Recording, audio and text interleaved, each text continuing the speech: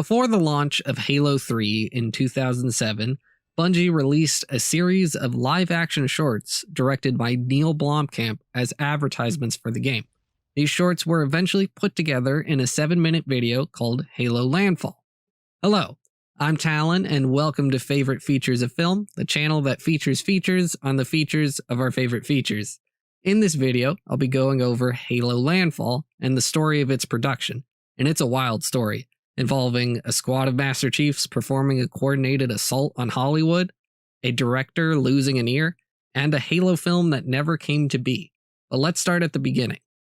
In the early 2000s, video games were becoming a larger part of mainstream culture, and one of the many companies responsible for this push was Microsoft's Xbox brand and its flagship franchise Halo, the sci-fi first-person shooter. Halo Combat Evolved was released in 2001 and became wildly popular, with the main character Master Chief becoming one of the major gaming icons of the 2000s. Halo was quickly on its way to becoming one of the biggest franchises in gaming. There were even several novels that dove deeper into the history of the Halo world and Master Chief's backstory. Naturally, the games would continue, and in 2004, Bungie, the developers of Halo at the time, released Halo 2. However, Microsoft saw massive potential in the Halo franchise and wasn't content with just video games. So around the same time that Halo 2 was released, Microsoft began their plans to bring Halo to film. The process started with a $1 million deal between Microsoft and Alex Garland, a novelist and screenwriter known at the time for works such as his novel The Beach, which received an adaptation in 2000, and he also wrote the screenplay for 28 Days Later. Nowadays, he's known for the screenplays of Dread, Ex Machina, and Annihilation. The latter two he also directed. So Microsoft had Alex Garland write a script for a proposed Halo film, which they would then try to sell to numerous film studios. This is where that squad of Master Chiefs comes in. Microsoft partnered with Creative Artists Agency and had them serve as a middleman between the tech giant and Hollywood. The plan the two companies came up with to sell the Halo script was to hire character actors and put them in Master Chief's armor, and while suited up, they would deliver the script to executives at most of the major film studios. But that's not all. The Master Chiefs would wait while the executives read the script and made their decisions.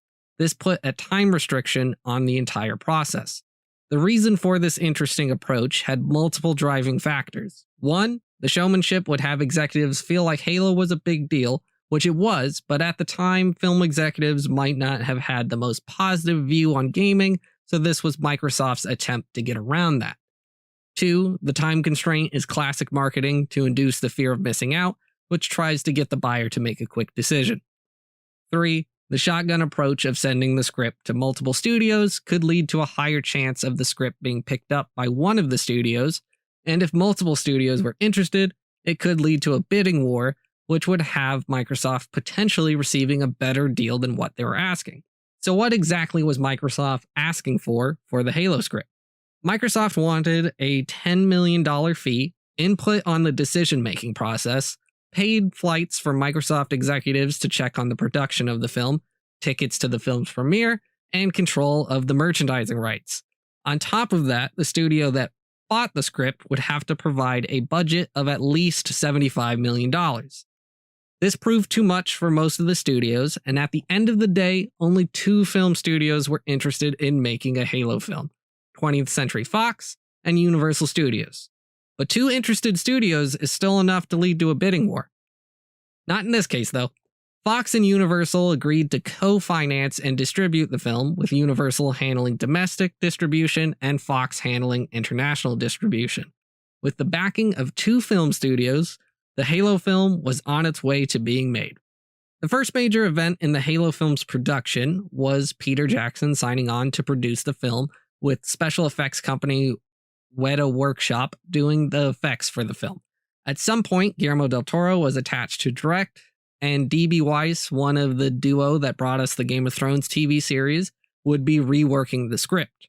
There is a story that del Toro wanted Master Chief to have a twin brother that sides with the Flood, but we'll never know what would have come from this version of the film because Guillermo del Toro dropped out of production to make Hellboy 2.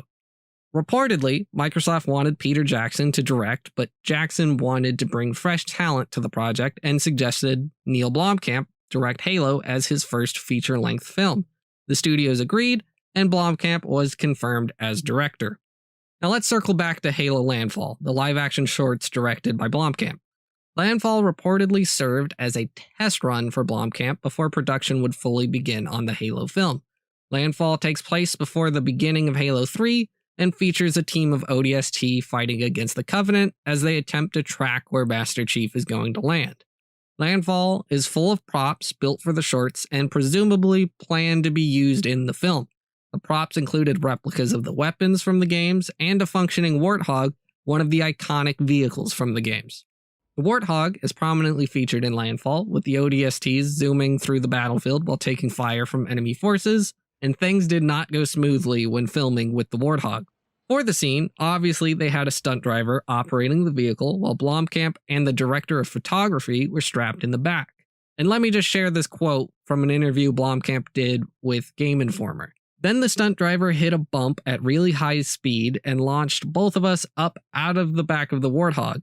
Based on how we hit the bump, I was thrown right into the gun, so the lockdown rotating gun, which is solid steel gear, mind you, and it just offs a piece of my ear. So then the medic on set had to take me out, we finished shooting, and that night I had to go get plastic surgery. So yeah, that must have sucked. In the end, the planned Halo film never got made. And why is this? Well, during pre-production, there was an attempt to change the financing of the film, specifically the producer's fees. An agreement couldn't be met, and Universal and Fox pulled out of the project, putting an end to Blomkamp's Halo. Unfortunately, this tends to happen when there are so many major players attached to a project. Microsoft, 20th Century Fox, Universal Studios, and Peter Jackson all had a big part to play in making the Halo film happen and should have been compensated fairly. They just couldn't agree on that aspect. Each major player's cut meant less for the others, and while Halo very well could have been a great film, the involved parties didn't feel they were getting a good return on investment for their time or money. Ultimately, this is what doomed the project.